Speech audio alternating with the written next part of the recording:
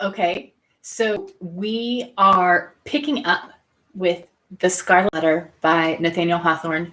And if you joined me last night, if you didn't join me last night, you should go back to playlists and find The Scarlet Letter and watch last night's, because otherwise you're going to be confused. You've missed all the intros.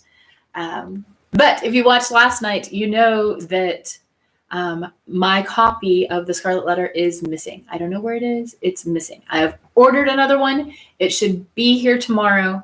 It was supposed to be here today, but it did not arrive today. So I'm still reading from my Kindle, which is, well, from my phone, from my Kindle app, which is less than ideal because the Kindle app just hyphenates whenever it runs out of character space. And it does not necessarily hyphenate at like normal syllables where hyphens are supposed to happen. And so sometimes reading is more difficult than it should be because not only am I reading words that were written a long time ago and that we don't use anymore, but also they're hyphenated in, sometimes at the silent letter, and it's bizarre. So I apologize in advance. But we are going to pick up tonight with chapter 4, The Interview, from Nathaniel Hawthorne's The Scarlet Letter. After her return to the prison, Hester Prynne was found to be in a state of nervous excitement that demanded constant watchfulness, lest she should perpetuate violence on herself or do some half-frenzied mischief to the poor babe. As night approached, it proving impossible to quell her insubordination by rebuke or threats of punishment, Master Brackett, the jailer, thought it fit to introduce a physician.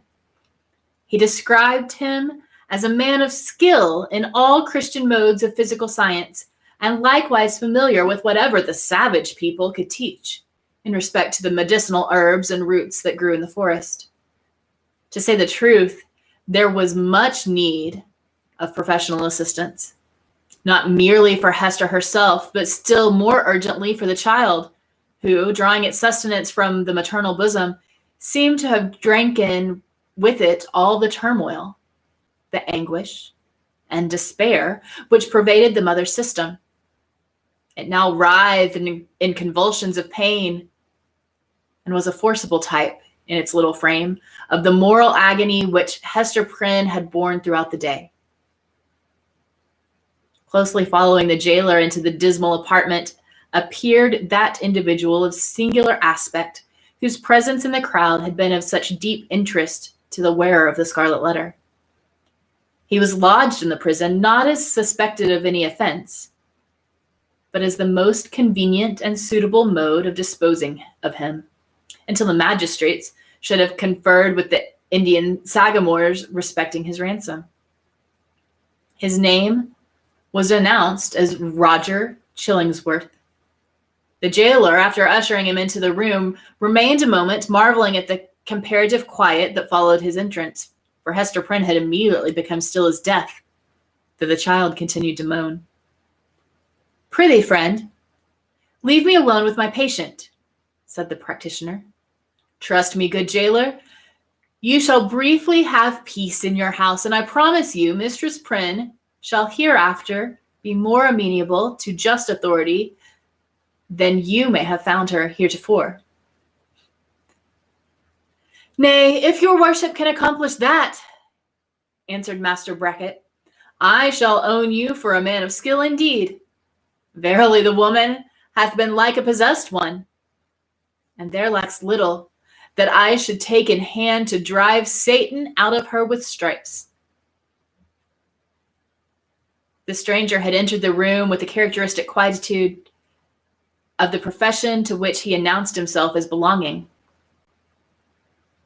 Nor did his demeanor change when the withdrawal of the prison keeper left him face to face with the woman, whose absorbed notice of him in the crowd had intimated so close a relation between himself and her. His first care was given to the child, whose cries indeed, as she lay writhing on the trundle bed, made it of peremptory necessity to postpone all other business to the task of soothing her. He examined the child carefully, and then proceeded to unclasp a leathern case, which he took from beneath his dress. It appeared to contain medical preparations, one of which he mingled with a cup of water. "My old studies in alchemy," observed he, "and my sojourn for above a year past among a people well versed in the kindly properties of simples have made a better physician of me than many that claim the medical degree. Here, woman, the child is yours, she is none of mine. Neither will she recognize my voice or aspect as a father's. Administer this draught, therefore, with thine own hand." Hester repelled the offered medicine, at the same time gazing with strongly marked apprehension into his face. "Wouldst thou avenge myself on the innocent babe?"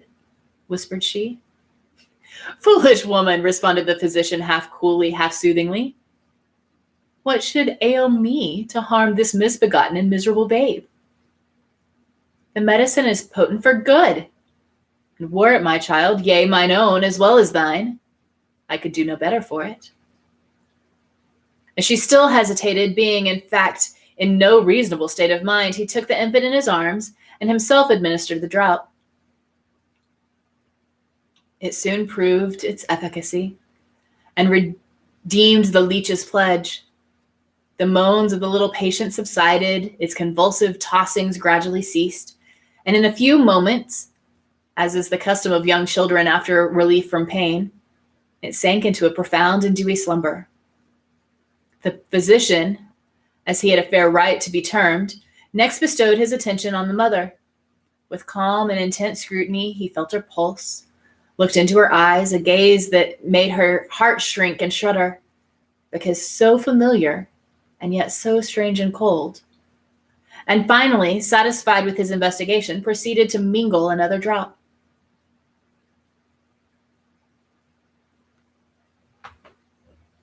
"I know not Lethe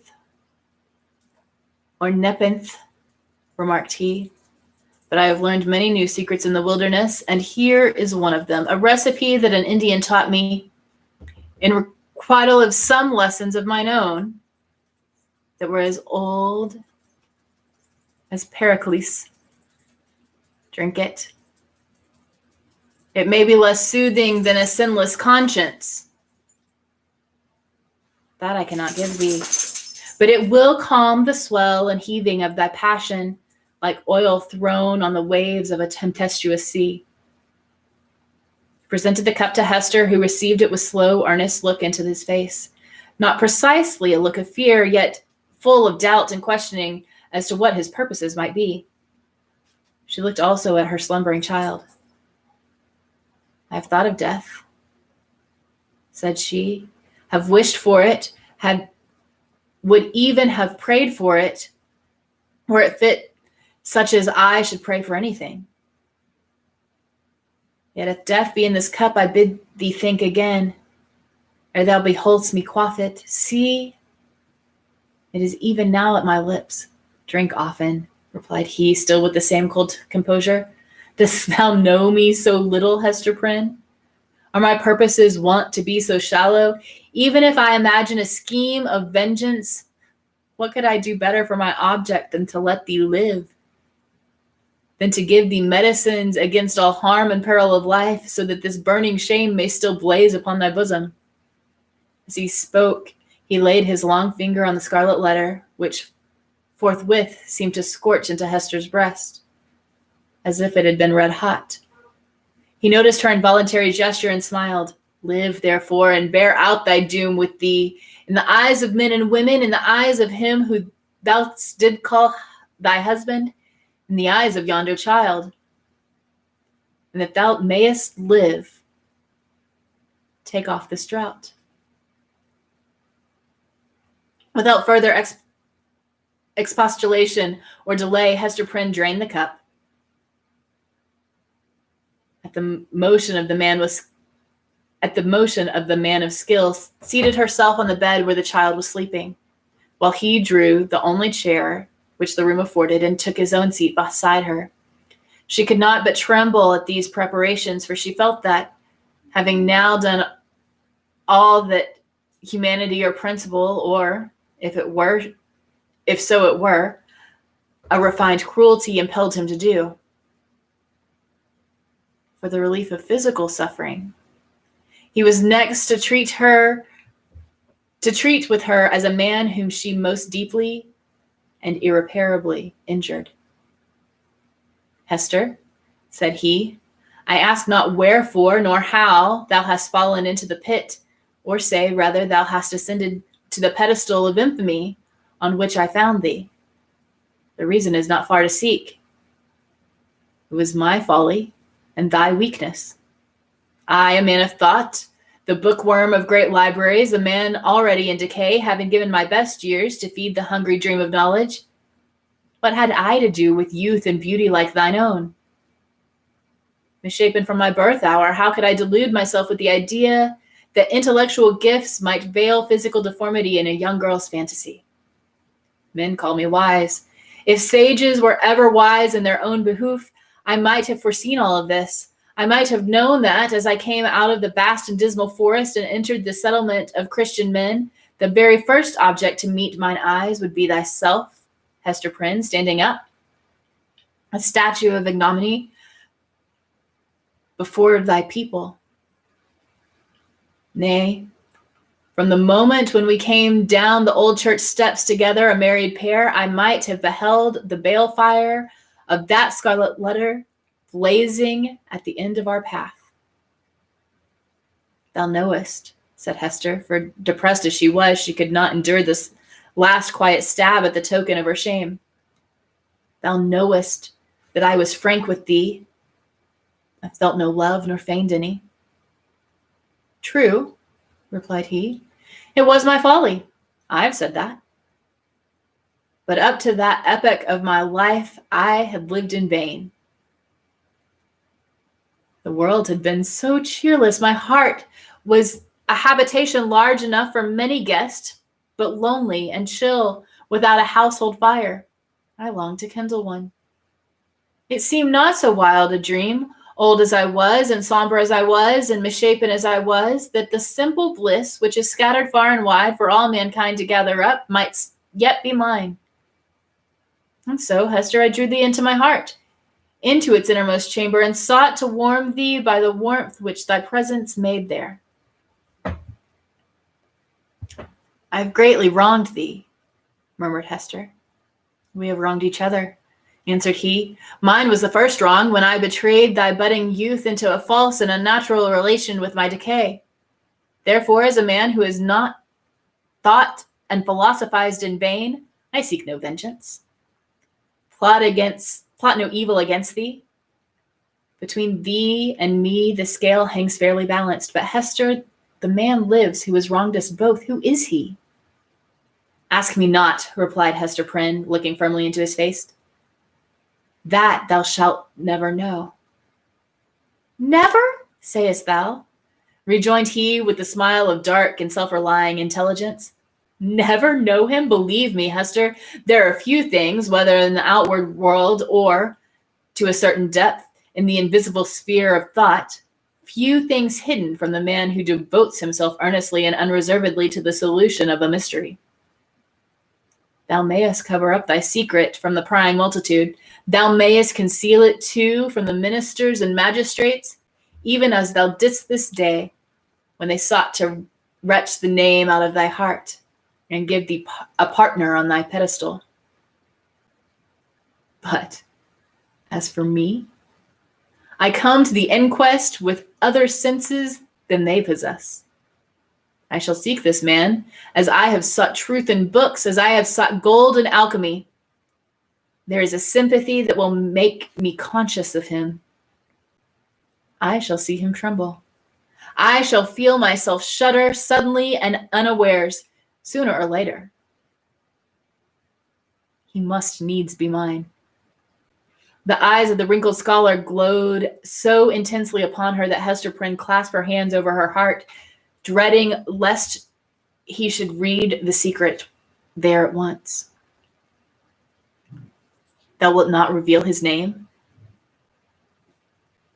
Not the less he is mine, resumed he with a look of confidence, as if destiny were at one with him. There is no letter of infamy wrought into his garment as thou dost, but I shall read it on his heart. Yet fear not for him. Think not that I shall interfere with heaven's own method of retribution, or to my own loss betray him to the gripe of human law. Neither do thou imagine that I'll contrive aught against his life, no, nor against his fame, if, as I judge, he be a man of fair repute. Let him live. Let him hide himself in outward honor if he may. Not the less he shall be mine. Thy acts are like mercy, said Hester, bewildered and appalled, but thy words interpret thee as a terror. One thing, thou that wast my wife, I would enjoin upon thee, continued the scholar. Thou hast kept the secret of thy paramour. Keep likewise mine. There are none in this land that know me. Breathe not to any human soul that didst ever call me husband. Here on this wild outskirt of earth I shall pitch my tent, for elsewhere a wanderer, and isolated from human interest, I find here a woman, a man, a child, amongst whom and myself there exist the closest ligaments. No matter whether of love or hate, no matter whether of right or wrong, thou and thine, Hester Prynne, belong to me. My home is where thou art, and where he is. But betray me not. Wherefore dost thou desire it? Inquired Hester, shrinking, she hardly knew why, from this secret bond. Why not announce thyself openly and cast me off at once? I may be, he replied, because I will not encounter the dishonor that besmirches the husband of a faithless woman. It may be for other reasons. Enough, it is my purpose to live and die unknown. Let therefore thy husband be to the world as one already dead, and of whom no tidings shall ever come. Recognize me not by word, by sign, by look. Breathe not the secret above all to the man thou wottest of. Shouldst thou fail me in this, beware. His fame, his position, his life will be in my hands. Beware. I will keep thy secret as I have his, said Hester. Swear it, rejoined he, and she took the oath. And now, Mistress Prynne, said old Roger Chillingworth, as he was hereafter to be named, I leave thee alone with thy infant and thy scarlet letter. How is it, Hester? Doth thy sentence bind thee to wear the token in thy sleep? Art thou not afraid of nightmares and hideous dreams? Why dost thou smile at me so? Inquired Hester, troubled at the expression of his eyes. Art thou like the black man that haunts the forest round about us? Hast thou enticed me into a bond that will prove to the ruin of my soul? Not thy soul, he answered with another smile. No, not thine. Chapter 5, Hester at her needle. Hester Prynne's term of confinement was now at an end. Her prison door was thrown open, and she came forth into the sunshine, which, falling on all alike, seemed, to her sick and morbid heart, as if it meant for no other purpose than to reveal the scarlet letter on her breast.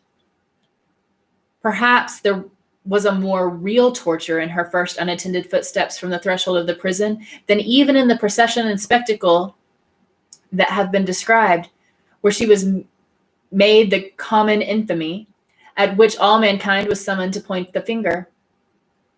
Then she was supported by an unnatural tension of the nerves and by all the combative energy of her character, which enabled her to convert the scene into a kind of lurid triumph.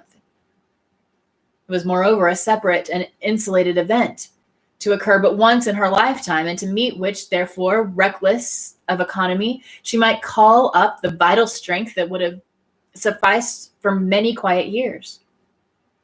The very law that condemned her, a giant of stern features, but with vigor to support as well as to annihilate in his iron arm, had held her up through the terrible ordeal of her ignominy.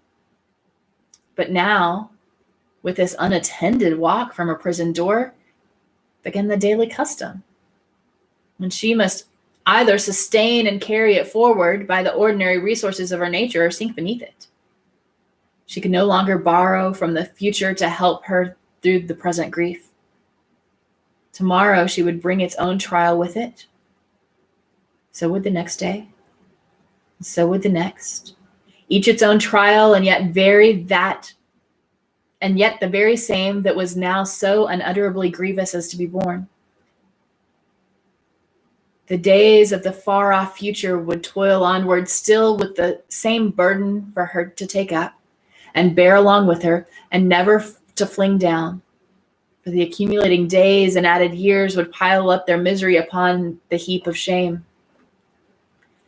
Throughout them all, giving up her individuality, she would become the general symbol at which the preacher and moralist might point, in which they might vivify and embody their images of woman's frailty and sinful passion. Thus the young and pure would be taught to look at her with the scarlet letter flaming on her breast, at her, the child of honorable parents, at her, the mother of a babe that would hereafter be a woman, at her, who had once been innocent, as the figure, the body, the reality of sin. And over her grave, the infamy that she must carry thither would be her only monument.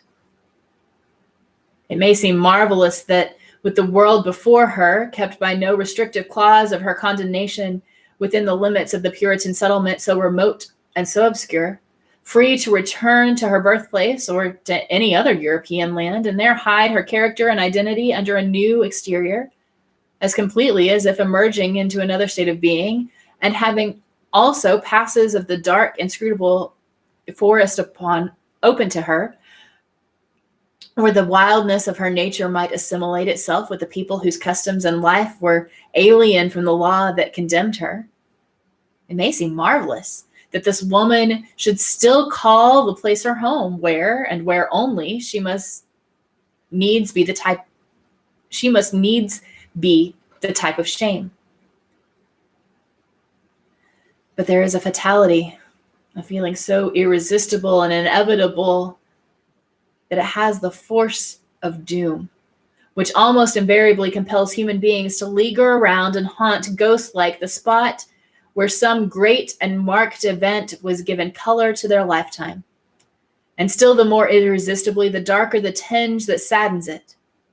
Her sin, her ignominy, were the roots which she had struck into the soil. It was as if a new birth, with stronger assimilations than the first, had converted the forest land, still so uncongenial to every other pilgrim and wanderer in Mr. Prynne's wild and dreary but lifelong home. All other scenes of earth, even that village of rural England where happy infancy and stainless maidenhood seemed yet to be in her mother's keeping, like garments put off long ago, were foreign to her in comparison. The chain that bound her here was of iron links and galling to her inmost soul, but could never be broken. It might be too, doubtless it was so, although she hid the secret from herself and grew pale whenever it struggled out of her heart like a serpent from its hole. It might be that another feeling kept her within the scene and pathway that had been so fatal. There trode the feet of one with whom she deemed herself connected in a union. The unrecognized on earth would bring them together before the bar of final judgment and make their marriage altar for a joint futurity in endless retribution.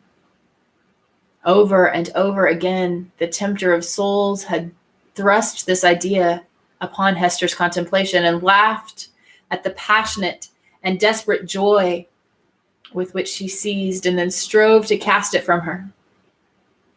She barely looked the idea in the face and hastened to bar it in its dungeon. What she compelled herself to believe, what finally she reasoned upon as her motive for continuing a resident of New England, was half a truth and half a self-delusion. Here, she said to herself, had been the scene of her guilt, and here should be the scene of her earthly punishment, and so, perchance, the torture of her daily shame would at length purge her soul and work out another purity than that which she had lost, more saint-like, because the result of martyrdom. Hester Prynne, therefore, did not flee. On the outskirts of town, within the verge of the peninsula, but not in close vicinity to any other habitation, there was a small thatched cottage. It had been built by an earlier settler and abandoned because the soil about it was too sterile for cultivation, while its comparative remoteness put it out of the sphere of that society activity which already marked the habits of the immigrants. It stood on the shore, looking across the basin of the sea at the forest-covered hills towards the west. A clump of scrubby trees, such as alone grew on the peninsula, did not so much conceal the cottage from view as to denote that here was some object which would fain have been, or at least ought to be, concealed. In its little lonesome dwelling, with some slender means that she possessed, and by the license of the magistrates who still kept an inquisitorial watch over her, Hester established herself with her infant child. The mystic shadow of suspicion immediately attached itself to the spot. Children, too young to comprehend wherefore this woman should be shut out from the sphere of human charities, would creep nigh, enough to behold her plying her needle at the cottage window, or standing in the doorway, or laboring in her little garden, or coming forth along the pathway that led townward, and discerning the scarlet letter on her breast, would scamper off with a strange, contagious fear. Lonely as was Hester's situation, and without a friend on earth who dared to show himself, she, however, incurred no risk of want. She possessed an art that sufficed, even in a land that afforded comparatively little scope for its exercise, to supply food for her thriving infant and herself. It was the art then, and now, almost the only one within a woman's grasp, of needlework. She bore on her breast, in the curiously embroidered letter, a specimen of her delicate and imaginative skill, of which the dames of court might gladly have availed themselves to add the richer and more spiritual adornment of human ingenuity to their fabrics of silk and gold. Here, indeed, in the sable simplicity that generally characterized the puritanic modes of dress, there might be an infrequent call for the finer productions of her handiwork. Yet the taste of the age, demanding whatever was elaborate in compositions of the kind, did not fail to extend its influence over our stern progenitors, who had cast behind them so many fashions that it might seem hard to dispense with. Public ceremonies such as ordinations, the installation of the magistrates, and all that could give majesty to the forms in which a new government manifested itself to the people were, as matter of policy, marked by stately and well-conducted ceremonial and a somber yet studied magnificence. Deep ruffs, painfully wrought bands, and gorgeously embroidered gloves were all deemed necessary for the official state of men assuming the reins of power, and were readily allowed to individuals dignified by rank or wealth, even while sumptuary laws forbade these and simpler extravagances from the plebeian order. In the array of funerals, too, whether the apparel of the dead body, or to typify by manifold emblematic devices a sable cloth and snowy lawn the sorrow of the survivors, there was a frequent and characteristic demand for such labor as Hester Prynne could supply. Baby linen, for babies then wore robes of state, afforded still another possibility of toil and emolument. By degrees, nor very slowly, her handiwork became what would now be termed the fashion. Whether from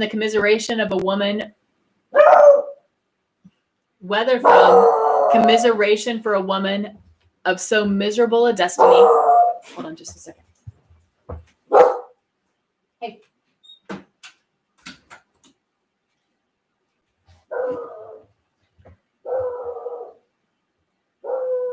Whether from commiseration for a woman of so miserable a destiny, or for the morbid curiosity that gives a fictitious value even to the common and worthless things, or by whatever other intangible circumstances was then and now sufficient to bestow on some persons that others might seek in vain, or because Hester really filled a gap which must otherwise have remained vacant, it is certain that she had ready and fairly requited employment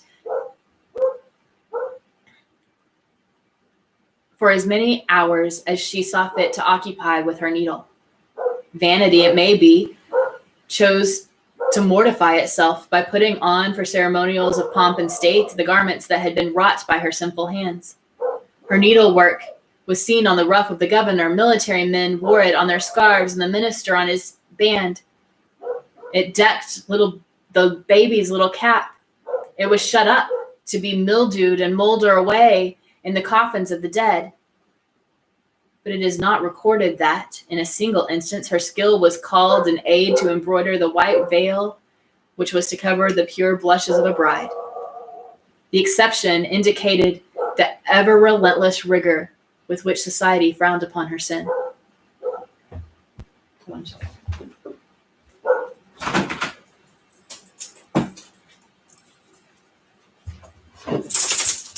Hester sought not to acquire anything beyond a substance of the plainest and most aesthetic description for herself and a simple abundance for her child. Her own dress was of the coarsest material and the most somber hue, with only that one ornament, the scarlet letter, which it was her doom to wear. The child's attire, on the other hand, was distinguished by a fanciful, or we might rather say a fantastic ingenuity, which served indeed to heighten the airy charm of that early began to develop itself in the little girl, but which appeared to have also a deeper meaning. We may speak further of it hereafter. Except for that small expenditure in the decoration of her infant, Hester bestowed all her superfluous means in charity on wretches less miserable than herself, and who not unfrequently insulted the hand that fed them. Much of the time she might readily have applied to be the better efforts of her art she employed in making coarse garments for the poor. It is probable that there was an idea of penance in this mode of occupation, and that she offered a real sacrifice of enjoyment in devoting so many hours to such rude handiwork. She had in her nature rich, voluptuous, oriental characteristics, a taste for the gorgeously beautiful, which, save the exquisite productions of her needle, found nothing else in all the possibilities of her life to exercise itself upon. Women derive a pleasure incomprehensible to the other sex from the delicate toil of the needle. To Hester Prynne, it might have been a mode of expressing and therefore soothing the passion of her life. Like all other joys, she rejected it as sin. This morbid meddling of conscience with the immaterial matter betokened. It is to be feared. No genuine and steadfast penitence, but something doubtful, something that might be deeply wrong beneath. In this manner, Hester Prynne came to have a part to perform in the world. With her native energy of character and rare capacity, it could not entirely cast her off, although it had set a mark upon her more intolerable to a woman's heart than that which was branded on the brow of Cain. In all her intercourse with society, however, there was nothing that made her feel as if she belonged to it. Every gesture, every word, and even the silence of those with whom she came in contact implied and often expressed that she was banished, and as much alone as if she had inhabited another sphere or communicated with the common nature by other organs and senses than the rest of humankind. She stood apart from moral interest, yet close beside them, like a ghost that revisits the familiar fireside and can no longer make itself seen or felt. No more smile with the household joy, nor mourn with the kindred sorrow, or, should it succeed in manifesting forbidden sympathy, awakening only terror and horrible repugnance. These emotions, in fact, and its bittersweet scorn besides, seemed to be the sole portion that she retained in the universal heart. It was not an age of delicacy, and her position, although she understood it well, was in little danger of forgetting it. It was often brought before her vivid self-perception like new anguish by the rudest touch upon the tenderest spot. The poor, as we have already said, whom she sought to be the objects of her bounty, often reviled the hand that was stretched forth to succor them. Dames of elevated rank likewise, whose doors she entered in a way of her occupation, were accustomed to distill drops of bitterness into art. Sometimes, through that alchemy of quiet malice by which women can concoct a subtle poison from ordinary trifles, and sometimes also by a coarser expression that fell upon the sufferer's defenseless breast like a rough blown on an ulcerated wound. Hester had schooled herself long and well. She never responded to these attacks, save by a flush of crimson that rose irrepressibly over a pale cheek, and again subsided to the depths of her bosom. She was patient, a martyr indeed, but she forbore to pray for her enemies, lest in spite of her forgiving aspirations, the words of the blessing should stubbornly twist themselves into a curse. Continually, and 1,000 other ways, she did feel the innumerable throbs of anguish that had been cunningly contrived for her by the undying and ever-active sentence of the Puritan tribunal. Clergymen paused in the street to address the words of exhortation that brought a crowd with its mingled grin and frown around the poor, sinful woman. If she entered a church, trusting to share the Sabbath smile of the universal Father, it was often her mishap to find herself the text of the discourse. She grew to have a dread of children, for they imbibed from their parents a vague idea of something horrible in this dreary woman, gliding silently through the town, with never any companion but one only child. Therefore, first allowing her to pass, they pursued her at a distance with shrill cries and the utterance of a word that had no distinct purport to their minds, but was none the less terrible to her, as proceeding from lips that babbled it unconsciously. It seemed to argue the whole wide diffusion of her shame, that all nature knew it. It could have caused her no deeper pang, had the leaves of the trees whispered the dark story among themselves, had the summer breeze murmured about it, had the wintry blast shrieked it aloud. Another peculiar torture was felt in the gaze of her new eye, when strangers looked curiously at the scarlet letter, and none ever failed to do so. They branded it afresh into Hester's soul, so that oftentimes she could scarcely refrain, yet always did refrain from covering the symbol with her hand. But then, again, an accustomed eye had likewise its own anguish to inflict. Its cool stare of familiarity was intolerable. From first to last, in short, Hester Prynne had always this dreadful agony in feeling a human eye upon the token. The spot never grew callous, it seemed, on the contrary, to grow more sensitive with daily torture. But sometimes, once in many days, or perchance in many months, she felt an eye, a human eye, upon the ignominious brand, that seemed to give a momentary relief, as if half of her agony were shared. The next instant, back it all rushed with a deeper throb of pain, and for, in that brief interval, she had sinned anew. Had Hester sinned alone? Her imagination was somewhat affected, and had she been a softer moral and intellectual fiber, would have been still more so by the strange and solitary anguish of her life. Walking to and fro with those lonely footsteps